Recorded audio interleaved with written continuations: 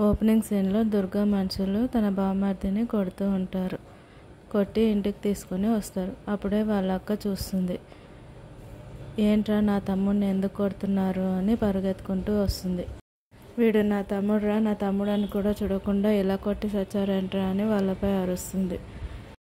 వాళ్ళ తమ్ముడేమో, అక్క నేను నిన్ను మోసం చేస్తానా, బావని మోసం చేస్తానా, నన్ను ఎలా మోసం చేస్తాను అనుకుంటారు అని చెప్తూ ఉంటాడు. అదంతా వింటూ దుర్గా లోపల మందు తాగుతూ ఉంటాడు. నమ్మొచ్చా అని ఒకడు వచ్చి అడిగితే, 10 సంవత్సరాల క్రితం వాళ్ళ అక్కకి లవ్ లెటర్ ఇచ్చానని నన్ను చంపడానికి వచ్చాడు, నన్ను చూసి ఆ రోజు నుంచే కత్తి వదిలేశాడు అని చెప్తూ ఉంటాడు. భయపడి వదిలేశాడా అంటే లేదు వాళ్ళ అక్క కోసం అని చెప్తాడు. మరోవైపు ఇక్కడ వాళ్ళ అక్క, నేను బావని ఒప్పిస్తాను, తనతో నేను మాట్లాడతాను, నువ్వేం బాధపడకు అని చెప్పి లోపలికి వెళ్తుంది. కట్ చేస్తే నెక్స్ట్ సీన్లో ఈ డానీ దేవికతో మాట్లాడుతూ ఉంటాడు. తనను తాను పరిచయం చేసుకొని తను అదే స్కూల్లో చదివానని, ఇప్పుడు హైదరాబాద్లో ఉంటున్నానని తన క్లాసులన్నీ చూపిస్తూ తన చిన్ననాటి జ్ఞాపకాలు చెప్తూ దేవికని ఇంప్రెస్ చేస్తూ ఉంటాడు. తన మాటలు వింటూ అలా నిలబడిపోతుంది దేవిక. అతను మాట్లాడుతూ ఉంటే ఏదో కొత్తగా ఫీల్ అవుతూ ఉంటుంది. అతనేమో వాళ్ళ అమ్మ గురించి క్యూట్గా మాట్లాడుతున్నాడని నవ్వుకుంటూ ఉంటుంది. అదే విషయాన్ని తన స్నేహితురాలతో చెప్తుంది. ఎవరితో మాట్లాడుతున్నావు అంటే, అప్పుడే చూసేసావా అని అంటూ ఉంటుంది. తర్వాత జరిగిన విషయం చెప్తుంది. అతని పేరు చెప్పదు, కానీ మగపిల్లలు వాళ్ళ అమ్మ గురించి మాట్లాడుతుంటే చాలా క్యూట్గా ఉంటారంటూ ఉంటుంది. తర్వాత క్లాస్కి వెళ్తుంది. అక్కడ పిల్లలకి క్లాస్ చెప్తూ పైకి చూస్తే అక్కడ కారిడార్లో డానీ పీటీ టీచర్ పక్కన నిలబడి ఉంటాడు. అక్కడ మాట్లాడుతున్నాడేమో అని చూస్తూ ఉంటుంది. అతను చూడగానే మళ్ళీ ఏమీ తెలియనట్టు క్లాస్లో నిమగ్నం అవుతుంది. అప్పుడే డానీ అక్కడికి వస్తాడు. నేను కాసేపు ఇక్కడ కూర్చోవచ్చా, చాలా రోజులైంది, ఈ ఫీలింగ్ నాకు చాలా ఇష్టం అని చెప్పి పిల్లలంతా కళ్ళు మూసుకొని పాట పాడుతుంటే సైలెంట్గా వెళ్ళి ఒక మూలను నిలబడతాడు. తర్వాత పిల్లలు పాట పాడిన తర్వాత టీచర్ని పాడమని చెప్తారు. దేవిక పాట పాడుతుంది. అందుకు డానీ చాలా మెచ్చుకుంటాడు.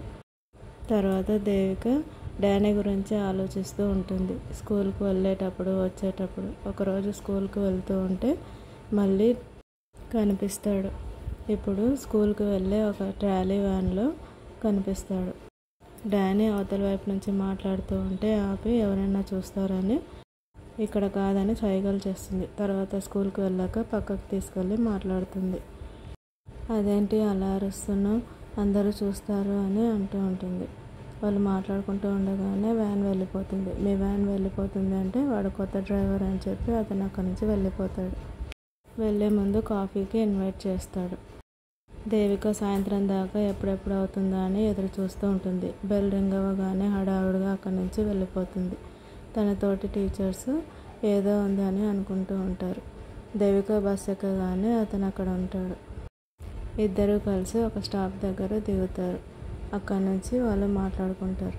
మీరు పరిచయం అయిన కొద్ది రోజులకే నాకు చాలా నచ్చేశారు, మీరు ఇంకా ఇక్కడ ఎన్ని రోజులు ఉంటారని దేవిక అడుగుతుంది. ఇంకో 2-3 రోజుల్లో పని అయిపోతే వెళ్తాను అంటే, సరే రేపు ఉదయం ఒకసారి కలవండి అని చెప్తుంది. అలాగే నా గిఫ్ట్ తీసుకుంటానని చెప్తుంది. సరేనని వెళ్ళిపోతాడు. ఆ తర్వాత రోజు ఇద్దరు కలుస్తూ ఉంటారు. మంచి ఫ్రెండ్స్ అవుతారు. ఇద్దరు సంతోషంగా ఒకరితో ఒకరు మాట్లాడుకుంటూ ఉంటారు. ఇద్దరి మధ్య ఏదో తెలియని బాండింగ్ ఏర్పడుతుంది. మరోవైపు పూజారి తనని అనుమానంగా చూస్తూ ఉంటాడు. దేవిక తనలో తానే నవ్వుకుంటూ ఉంటాయి. సెలవు రోజు కూడా దేవిక స్కూల్ ఉందని వెళ్తుంది. అదే తనని డౌట్ వచ్చేలా చేస్తుంది.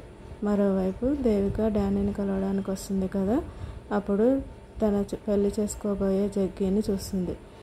వెంటనే డానీని దాక్కోమని వెళ్ళమని చెప్తుంది. ఈలోపు జగ్గి అక్కడికి వస్తాడు. డానీ దాక్కుని ఉంటాడు. ఏంటి ఇక్కడ ఉన్నావంటే, స్కూల్ ఉందనుకొని మర్చిపోవచ్చానని చెప్తుంది. జగ్గికి అనుమానం ఎక్కువ కదా, మామూలుగా నడుచుకుంటూ వెళ్ళినట్టే వెళ్ళి అటు ఇటు చెక్ చేస్తూ ఉంటాడు. తన దగ్గర ఉన్న ఫోన్ తీసుకుని ఫోన్లో నంబర్స్ అన్నీ చెక్ చేస్తూ ఉంటాడు.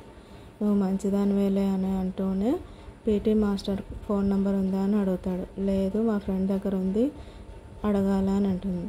లేదు అవసరం లేదని తనని ఇంటికి దగ్గరికి దింపుతాడు. ఇంటికి వెళ్ళగానే తను చేసిన పనికి తననే తిట్టుకుంటూ ఉంటుంది. ఎందుకు అలా చేసావు అని.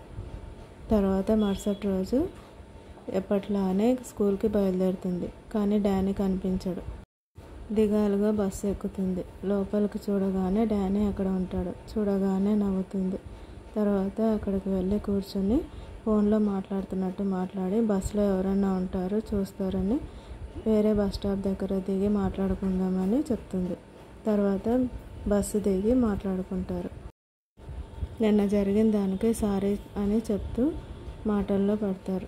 తర్వాత మీరేం పని మీద వచ్చారు అని అడిగితే, నిజానికి నేను మీ తాతయ్య గారిని కలవడానికి వచ్చాను, ఆయనకు ఆత్మలు కనిపిస్తాయంట కదా, అందుకే వచ్చానని చెప్తుంది. కానీ మా తాతయ్య ఇప్పుడు ఆ పనులు చేయట్లేదని చెప్తుంది. కానీ మీకోసం ఆయన ఒప్పించడానికి ట్రై చేస్తానని ఉంటుంది. ఇంతకుముందు బస్సులో ఒక ఆవిడ వచ్చి మాట్లాడిన విషయం, అలాగే వాళ్ళ నాన్నకి చెప్పిన విషయం అన్నీ ఈ ఆత్మల గురించే. దేవిక వాళ్ళ తాతయ్యకు కనిపించేవన్నీ ఆత్మలే. తను కోపంగా చూస్తూ వెళ్ళిపోమన్నవి ఆత్మలే. దేవిక వాళ్ళ తాతయ్యకు నచ్చజెప్తానంటే మీ తాతయ్య చేయడు అని మొండిపట్టు పడతాడు. నేను చెప్తానని అంటూ ఉంటుంది. కానీ ఆయన చేస్తారో లేదో తెలీదు. మా ఇంట్లో ఆయనకు తప్ప ఆ శక్తులు వేరే ఎవరికి లేదు అంటే, ఎవరికో ఏంటి నీకే ఉన్నాయని చెప్తాడు. నాకా అని నవ్వుతుంది. అవును నీకు ఆత్మలు కనిపిస్తాయి అంటే, లేదు నాకు కనిపించవని చెప్తుంది. నేను కనిపిస్తున్నాను కదా అని అంటాడు. దాంతో షాక్ అవుతుంది. ఏం మాట్లాడుతున్నావు అని. దూరంగా కనిపించే లారీని చూస్తాడు. చూసి దానికి ఎదురుగా నిలబడతాడు. డానీని అరుస్తూ ఉంటుంది, పక్కకు రా అని. కానీ డానీ అలాగే నిలబడి ఉంటాడు.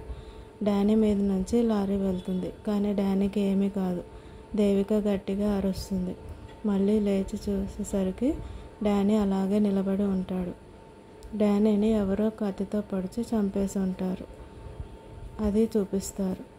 దేవిక డానీని చూసి షాక్ అవుతుంది. తను ఒక ఆత్మ అని. దేవిక డానీకి హెల్ప్ చేస్తుందా? తను అబద్ధం చెప్పి తనతో ఇంతకాలం స్నేహం చేసినందుకు కోపడుతుందా? ఏం చేస్తుంది అనేది నెక్స్ట్ ఎపిసోడ్లో చూద్దాం.